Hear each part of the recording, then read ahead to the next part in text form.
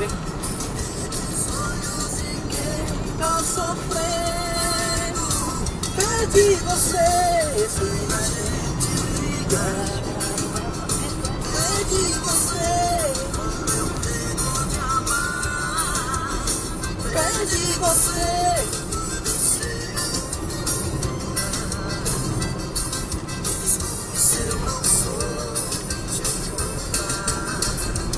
Meu amigo, esses 100 quilômetros que faltava, a gente vai fazer bem em 5 horas.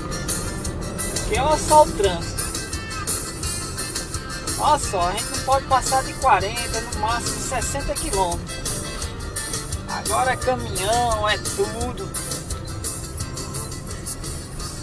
Daqui para de noite a gente chega lá, acredito eu. Depois de 2.343 quilômetros. De João Pessoa ao Rio de João Pessoa ao Rio de Janeiro. É chão, meu. Mas se Deus quiser, graças a Deus está dando tudo certo e a gente está concluindo nosso percurso. Vou ver se eu consigo passar esse carrinho aqui. Pronto.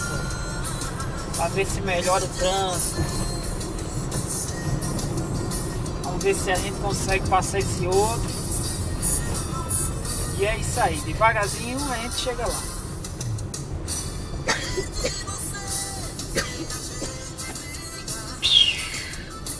Perdi você.